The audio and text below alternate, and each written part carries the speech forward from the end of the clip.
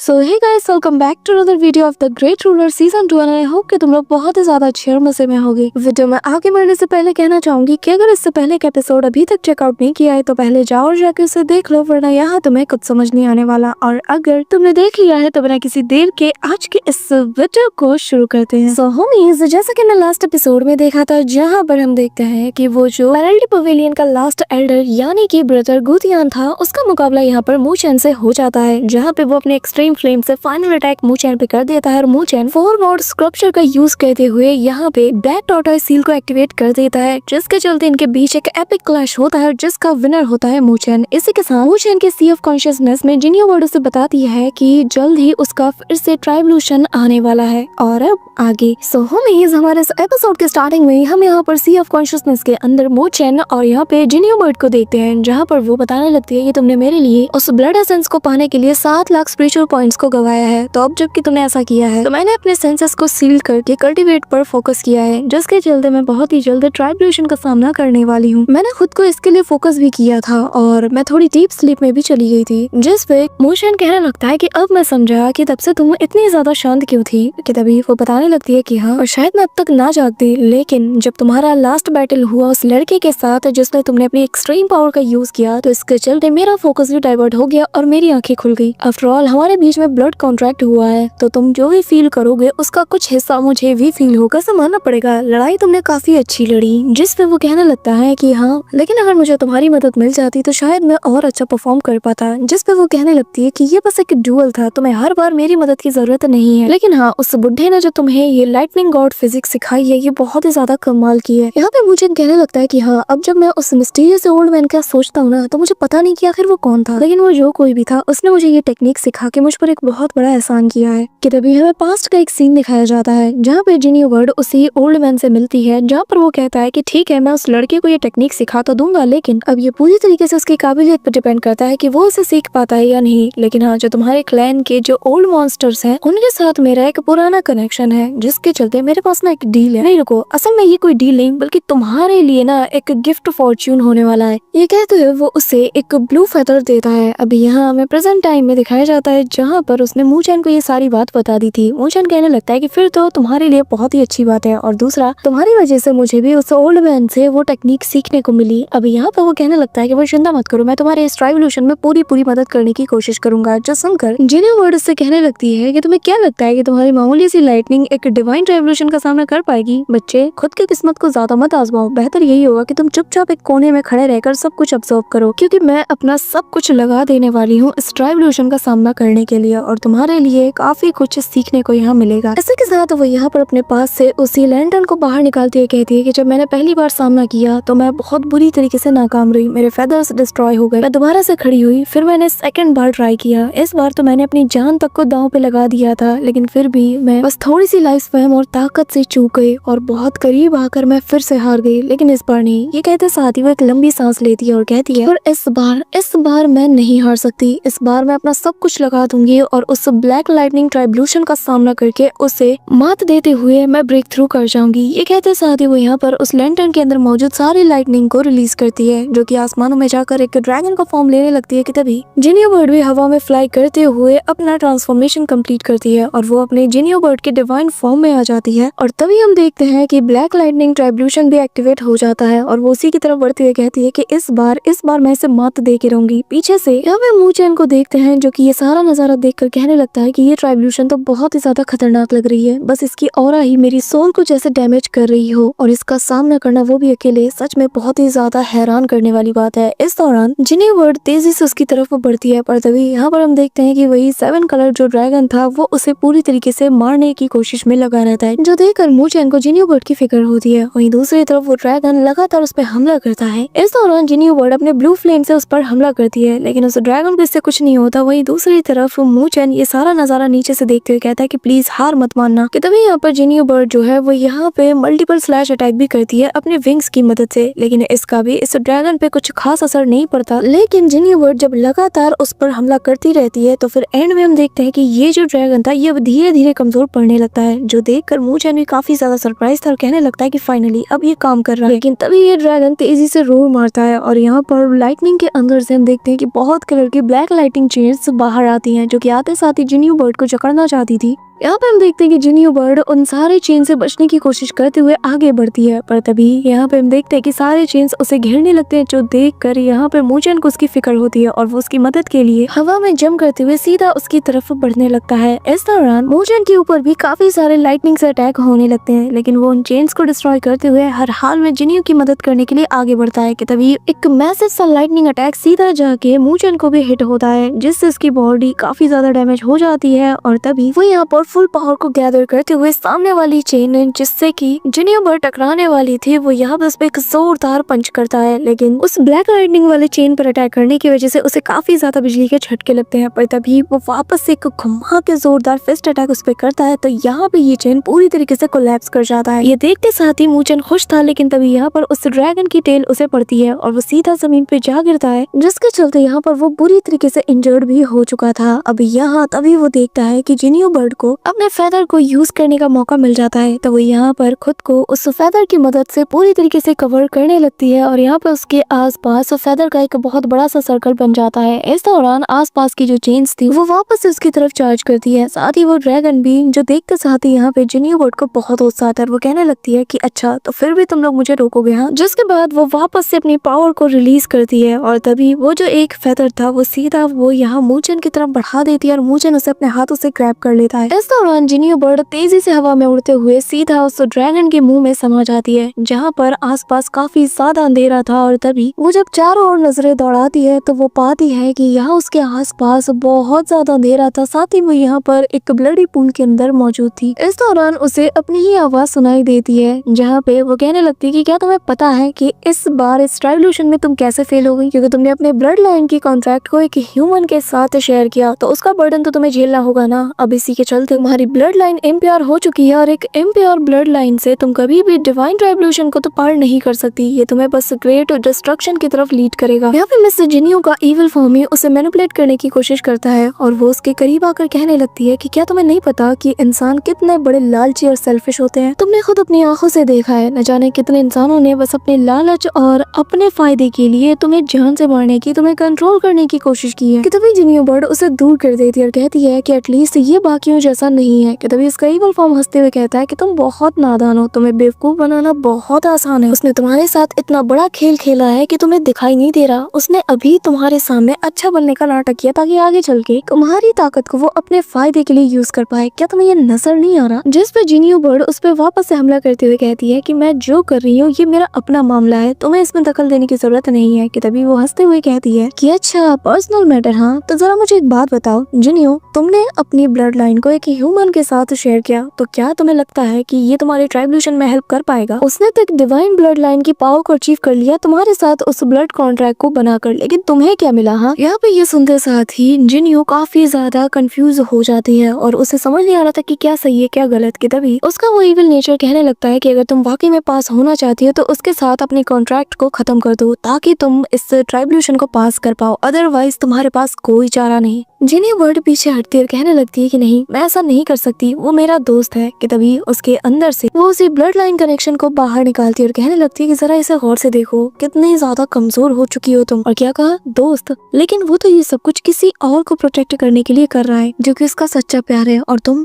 कौन होती हो? तुम तो बस उसके लिए एक टूल हो जिसे कि वो यूज कर रहा है, और जिस दिन तुम्हारा काम हो जाएगा उस दिन वो तुम्हें मक्खी की तरह उठा के फेंक देगा। और अगर तुम्हें अभी यकीन नहीं तो जरा देखो, वो अभी भी तुम्हें अकेले फाइट करते हुए देख रहा है, या वो तुम्हें अब तक बचाने के लिए आया। यहाँ पे जिनियो बर्ड कंफ्यूज हो जाती है। कि तभी वो उसके पास आकर कहती है कि मेरी बात मानो, मैं जानती हूँ कि तुम वापस से इस ट्राइब्यूलेशन में फेल नहीं होना चाहती है ना? अगर हाँ तो फिर चलो उसके साथ अपने इस ब्लड कॉन्ट्रैक्ट को हमेशा हमेशा के लिए खत्म कर दो, जिसके बाद तुम अपनी ताकत पर पूरी तरीके से कंट्रोल कर पाओगी और अपनी किस्मत को खुद लिख पाओगी। अब यहाँ पे हम देखते हैं कि धीरे धीरे करके इसकी बातें जो है जिनियो बर्ड के दिल में कहीं ना कहीं घर करने लगती है, जिसके चलते जो ब्लड लाइन कनेक्शन उसके और मूचन के बीच में था वो धीरे धीरे कमजोर पड़ने लगता है। अब यहाँ पे मूचन कहने लगता है कि ऐसा नहीं हो सकता, आखिर ये ब्लड लाइन कनेक्शन इतना ज्यादा कमजोर कैसे पड़ सकता है, आखिर वहाँ पे हो क्या रहा है? मूचन को यहाँ पर जिनियो की काफी ज्यादा फिक्र होती है, तो वो धीरे धीरे करके अपने कदमों को संभालते हुए सीधा हवा में जंप करके उसके पास जाने लगता है। अब यहाँ इस दौरान उस पर काफी सारी लाइटनिंग भी गिरती है, पर मूचन उन सभी को हैंडल करते हुए बहुत ही बहादुरी के साथ आगे बढ़ता है और कहने लगता है कि चाहे जो हो जाए मैं तुम्हें ऐसे मरने तो नहीं दूंगा। इसी के साथ वो यहाँ पर अपनी थंडर ट्रांसफॉर्मेशन का भी यूज करता है और चिल्लाते हुए कहता है कि जिनियो जिनियो मैं आ रहा हूँ। वहीं दूसरी तरफ हम जिनियो बर्ड को देखते हैं जहाँ पर वो अभी भी अपने इविल फॉर्म के बातों को सुनते साथ ही काफी ज्यादा कमजोर पड़ जाती है। वो कंफ्यूज हो जाती है और अब कहीं ना कहीं उसका जो ट्रस्ट था वो भी खत्म होने लगता है कि तभी वो जो इविल फॉर्म था वो उसे और ज्यादा भड़काते हुए कहने लगती है कि जरा गौर से सोचो, आखिर नाइन नीदर क्लैन का कोई दोस्त ह्यूमन कैसे हो सकता है। उसके साथ तुम्हारा जो भी बॉन्ड है उसे कम्प्लीटली खत्म कर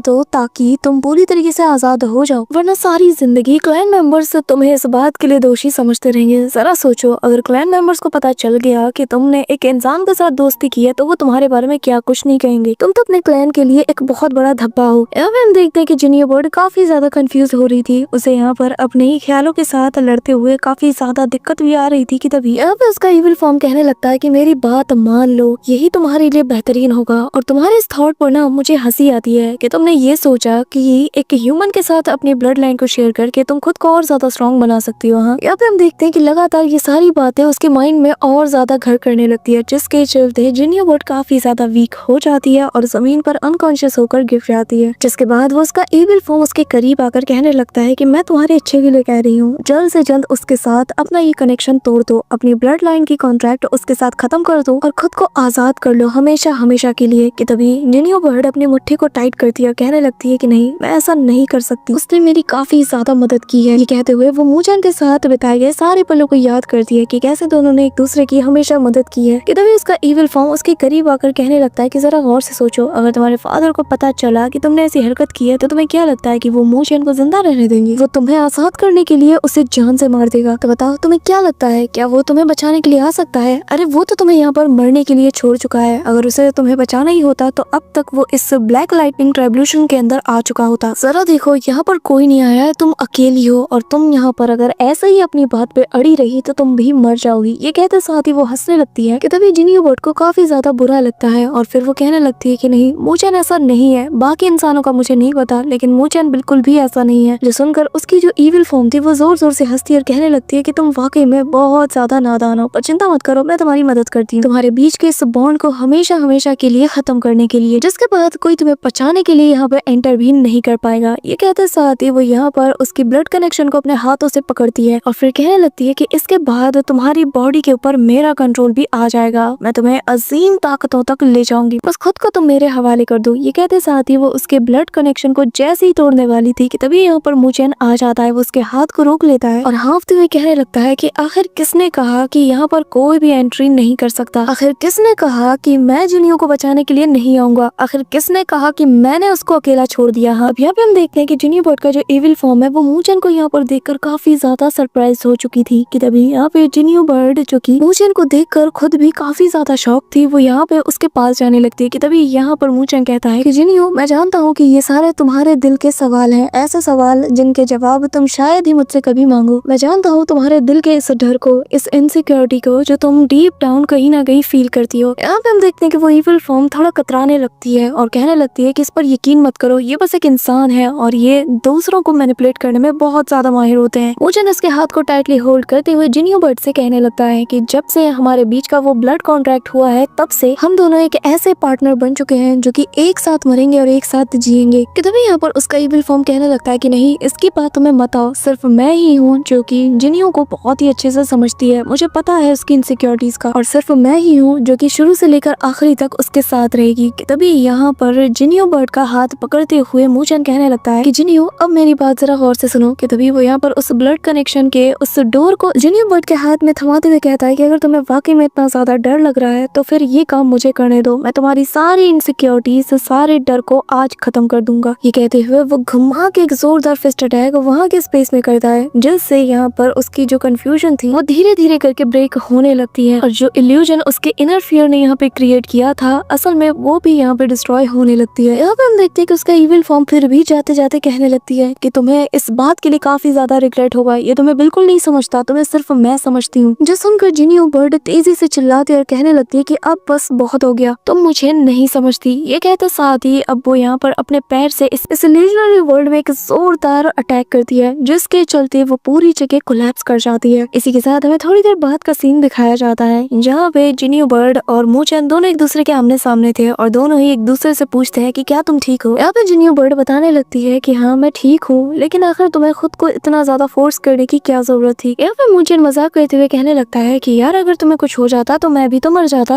और वैसे भी मैं जानता था कि तुम मुझे यहाँ पर इसीलिए लाई हो ताकि मैं तुम्हारी मदद कर पाऊँ, है ना। अभी यहाँ पे जिनियो बर्ड स्माइल करते हुए कहने लगती है कि वैसे मैंने तुम्हारी ना काफी बार जान बचाई और आज तुमने मेरी मदद करके साबित किया कि मेरी मेहनत जाया नहीं हुई। ये कहते साथ ही वो यहाँ से जाने लगती है और कहती है कि मुझे थोड़ी देर के लिए अकेले में रहना है और हो सकता है कि मैं वापस से डीप स्लीप में चली जाऊँ ताकि मेरी बॉडी पहले से ज्यादा रिकवर कर जाए। जिसके बाद जिनियो बर्ड बताने लगती है कि जब मेरी आँख खुलेगी तो मैं ऑलरेडी एक 9 लीटर बर्ड बन चुकी होंगी, यानी कि एक ट्रू डिवाइन बीस्ट बन जाऊंगी। यहाँ पे ये सुनकर मूचेन उससे कहता है कि उसमें कितना वक्त लगेगा, जिसपे वो कहती है कि मेरी चिंता मत करो, तुम्हें खुद पे ध्यान देना चाहिए क्योंकि फिजिकल ट्रांसफॉर्मेशन में काफी ज्यादा वक्त लगता है और इसे जल्दबाजी करके हासिल नहीं किया जा सकता। तभी वो उसे अपनी अनडाइंग फायर देते हुए कहने लगती है कि अगर वाकई में तुम्हें मेरी परवाह है तो अपना खास ख्याल रखना, जिंदा रहना और ऐसे किसी खतरे से बिल्कुल भी उलझने की कोशिश मत करना कि जिसमें तुम्हारी जान का खतरा हो। जिससे वो कहता है कि हाँ मैं तुम्हारी बात समझ गया। कि तभी जिनियो बर्ड यहाँ से चली जाती है और यहाँ पे जिस हाथ को ब्लैक लाइटनिंग ने हिट किया था मूचेन के, उस हाथ में उसे काफी ज्यादा पेन होने लगता है और फिर वो कहने लगता है कि क्या ये सब कुछ उसी ब्लैक डिवाइन लाइटनिंग की वजह से हो रहा है। कि तभी यहाँ पर वो वापस से उसी जगह पर आ जाता है जहाँ पर वो उस ओल्ड मैन से मिला था और उसके हाथ में वो फेदर मौजूद था और उस ओल्ड मैन को देखकर कहने लगता है कि सीनियर आखिर आप इस वक्त आपको मुझसे क्या काम है। पर तभी वो उस ओल्ड मैन का शुक्रिया अदा करता है और हमें बताया जाता है कि ये नॉर्दर्न सी ड्रैगन एल्डर है जो कि 9th ग्रेड के सोर्जिन है। कि तभी वो एल्डर कहने लगता है कि मैं समझ गया, यहाँ पे जिनियो ने ब्रेक थ्रू कर लिया है और अब वो डीप स्लीप में चली गई है ना। जिसपे मूचेन हाँ में जवाब देता है। कि तभी मिस लूली भी यहाँ पे आ जाती है और वो मूचेन से कहने लगती है कि मैंने सारी प्रिपरेशन कर ली है और सुबह तक वो सब कुछ तैयार भी हो जाएगा। अभी यहाँ पे तभी वो ओल्ड मैन मूचेन की फिरकी लेने लगता है। वहाँ से जाते हुए कहने लगता है कि चलो अच्छा हुआ कि तुमने इस लड़की जिनियो का साथ दिया और तुम उसके साथ रहे। ये सुनकर मिस लूली कहती कि क्या जिनियो ये कौन है। जिसपे वो ओल्ड मैन कहता है कि अरे जिनियो तुम्हें नहीं पता वो कौन है, ये वही लड़की है जो कि मूचेन से ब्लड से कनेक्टेड है। इनके बीच में एक ऐसा ब्लड कॉन्ट्रैक्ट हुआ है कि जिसके चलते दोनों एक दूसरे का साथ मरते दम तक निभाएंगे। जरा इसके हाथ को गौर से देखो, इसके हाथ में मौजूद वो जो फेदर है ना वो इनके प्यार का साइन। जिसके बाद वो उससे वो फेदर लेते हुए कहने लगता है कि जरा देखो ये तो एक ब्लैक लाइटनिंग क्वालिटी का है, क्या बात है, ये इतना भी बुरा नहीं है। अब यहाँ मूचेन उससे कानों कान कहने लगता है कि सीनियर प्लीज ऐसा मत कीजिए, मैं जानता हूँ कि आप ये सब कुछ जानबूझ के कर रहे हो।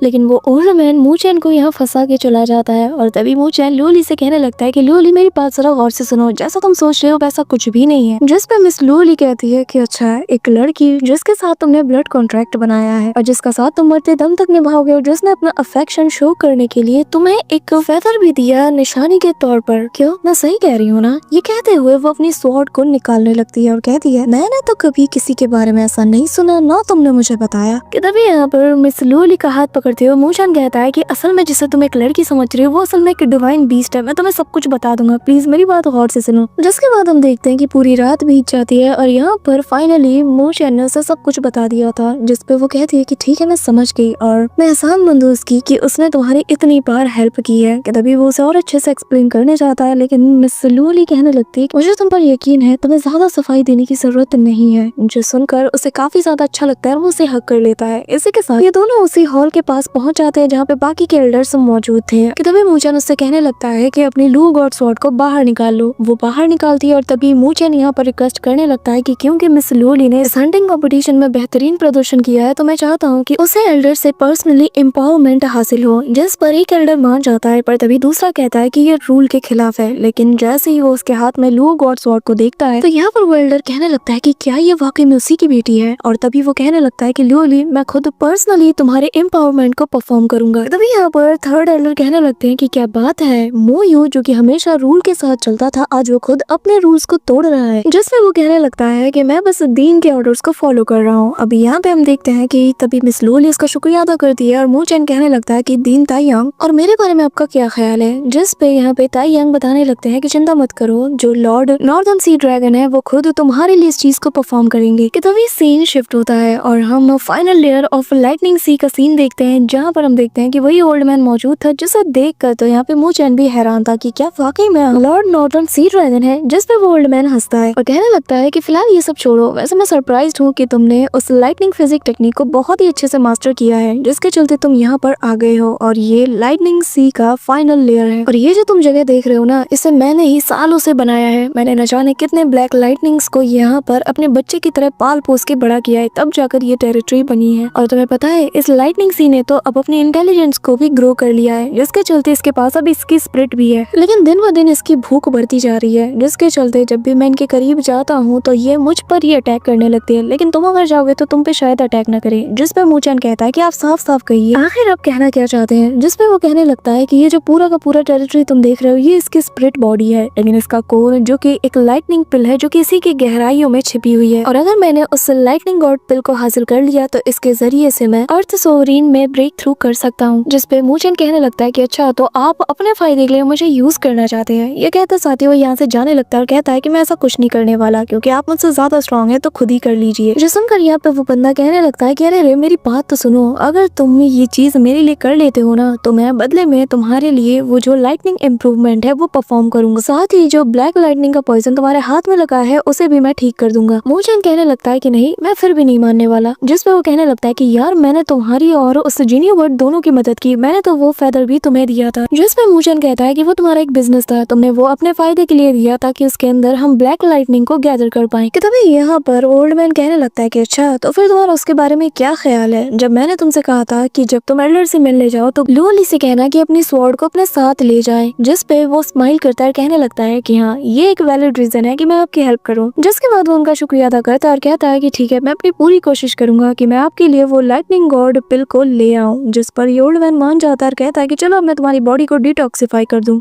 और तभी जैसे वो इसे परफॉर्म करता है तो यहाँ पर जो मू चैन थी इसकी बॉडी से काफी अमाउंट में ब्लैक लाइटनिंग रिलीज होने लगती है, जो देखकर एल्डर कहने लगता है कि लड़के आखिर ये तुमने क्या किया, तुम अपनी बॉडी में इतने ज्यादा अमाउंट में ब्लैक लाइटनिंग को कैसे एब्सॉर्ब कर सकते हो। तभी इसकी बॉडी पर और ज्यादा एनर्जी फ्लक्चुएशन होने लगता है और जो देखते साथ ही यहाँ पे वो जो एल्डर था वो भी काफी ज्यादा पैनिक कर जाता है और वो पाता है कि मू चैन की बॉडी के अंदर एक एंशिएंट एंसेस्ट्रल पगोड़ा मौजूद है, यानी कि वही पगोड़ा जो कि मू चैन को उसकी मदर से मिला है। और यहाँ पे ये जो एल्डर था ये हैरानी के साथ कहता है कि इसका मतलब ये है कि ये लड़का वही है। यकीन नहीं होता कि मेरे सामने एंसेस्ट्रल बुद्धा क्लैन का एक डिसेंडेंट मौजूद है। तभी यहाँ पर माहौल को बिगड़ता हुआ देखते साथ ही एल्डर इमीडिएटली अपनी स्टिक को उठाते हैं और उसके अंदर की जितनी भी पॉइजनस लाइटनिंग थी उसे अपने हाथों से मूव कराते हुए वो सीधा मू चैन के हाथ तक ले आते हैं और यहाँ पे एक जगह पर गैदर करने लगते हैं। इस दौरान मू चैन भी अपनी आंखों से ये सारा नजारा देखने लगता है और तभी एल्डर अपने पास से एक गोल्डन नीडल को बाहर निकालते साथ ही उसके हाथों की तरफ थ्रो करके पूरे पॉइजन को वहाँ पे लॉक कर देता है और फिर उसकी दो उंगलियों के बीच में वो उस सारे के सारे पॉइजन को सील कर देता है। इसी के साथ हम देखते हैं कि मू चैन को पहले से ज्यादा बेहतर फील होने लगता है, जो देखकर यहाँ पे वो ओल्ड मैन कहने लगता है कि बच्चे तुम लकी हो कि मैंने तुम्हारे लिए इस चीज को परफॉर्म किया और अब मैंने तुम्हारी उंगलियों के बीच में उस पॉइजन को पूरी तरीके से सील कर दिया है और अब तुम्हारे लिए तुम्हारी ये जो दो उंगलियां है ना जिस पर मैंने पॉइजन को सील किया है ये एक पॉइजनस वेपन बन चुका है। अगर तुम कभी किसी से डेडली बैटल के दौरान किसी तगड़े वाले एनिमी का सामना करते हो ना तो तुम अपने इस फिंगर के अंदर मौजूद पॉइजन को सीक्रेटली एक्टिवेट करके इसकी एक सिंगल स्ट्राइक से ही उस बड़े से बड़े दुश्मन को ढेर कर सकते हो। यहाँ तक कि एक हेवनली लेवल का कल्टीवेटर भी तुम्हारे आगे बिल्कुल भी नहीं टिक सकता, वो इससे बहुत बुरी तरीके से इंजर्ड हो जाएगा। जो देखकर मू चैन कहने लगता है कि आपके कहने से ऐसा लग रहा है कि मेरे पास एक दो धारी तलवार है। जिस पे वो कहने लगता है कि यार तुम्हें एक नुकसान के जरिए से एक फायदा भी तो मिल रहा है, तो तुम्हें इतना ज्यादा मुंह नहीं बनाना चाहिए। अगर हंटिंग कंपटीशन के दौरान तुम्हारे पास ऐसी कोई ताकत होती ना तो तुम्हें इतनी ज्यादा मुश्किलों का सामना करना ही नहीं पड़ता, तुम तो चुटकियों में ही टॉप पे आ जाते। यहाँ तक कि पेनल्टी पवेलियन में गूतियानी उनका तुमने सामना किया, अगर तुम उसके अगेंस्ट भी इस फिंगर अटैक को यूज करते ना तो तुम कब का उसे धूल चटा देते। ये सुनकर मू चैन अपने फिंगर को गौर से देखते हुए कहने लगता है कि शायद आप सही कह रहे हैं, तो चलो फिर इसका कुछ नाम रखा जाए। आज से मैं इसे the divine black lightning poisonous finger attack का नाम दूंगा और मैं अपने नेक्स्ट बैटल के लिए काफी ज्यादा एक्साइटेड हूँ क्योंकि मैं देखना चाहता हूँ कि आखिर ये क्या तबाही मचाता है। So that's it for today guys. I hope कि तुम सबको आज की वीडियो काफी ज्यादा पसंद आई होगी। अगर हाँ तो वीडियो को लाइक करना, चैनल पे नए हो तो सब्सक्राइब करना। तो